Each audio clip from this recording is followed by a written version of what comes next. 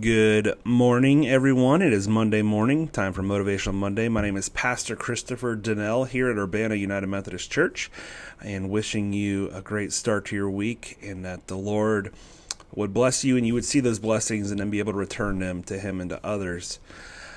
This past weekend, we celebrated my wife's 40th birthday, and we had a surprise party for her, and it was just a magical experience watching people give the gift of surprise and invitation and hospitality. We pulled onto the street, and there was this tunnel of people on both sides of the street just cheering her on and just celebrating everything about Becca, which is easy to do.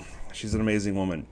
And I just was so thankful for that party and the people who showed up to celebrate her.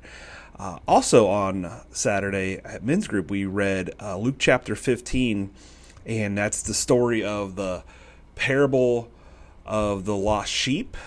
There's the parable of the lost coin and parable of the lost son. And so it's kind of you think about the title, it's kind of depressing, right? All these lost things. But the good news is they all get found. And the cool thing about when they're all found is there is rejoicing and celebrating and a party that happens. With the lost sheep, it says this person goes home, then calls all his friends and neighbors together and says, rejoice with me, I found my lost sheep. In the lost coin, it says in verse 9, and when she finds it, she calls her friends and neighbors together and says, rejoice with me, I found my lost coin. And in the parable of the lost son, it says,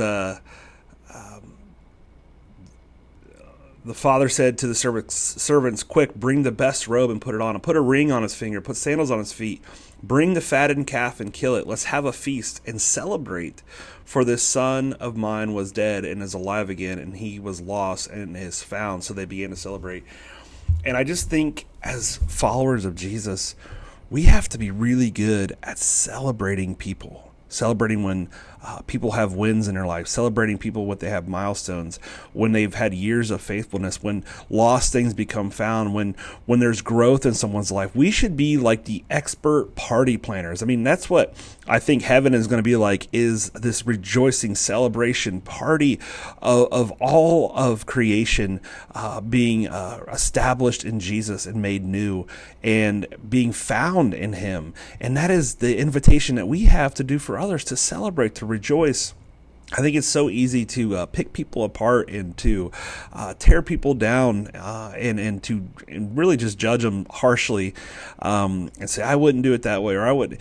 But you know what? People are people, and if they have a win, let's celebrate it. We should be celebratory experts. And I'm just thankful for the people who celebrate me and my life and my family. I'm thankful for our church that celebrates others. Next weekend we're going to celebrate baptisms, and it's a party. We have a lunch afterwards, and we rejoice, and the kingdom of heaven is more full that day.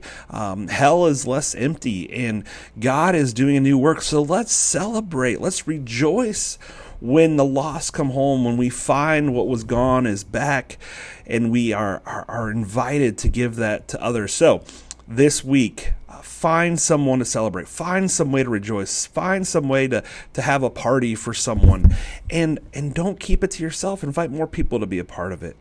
Let's be good at celebrating. Let's be great at rejoicing. Let's be good at being Christians who know how to have that party when the lost come home. Have a great week, everybody.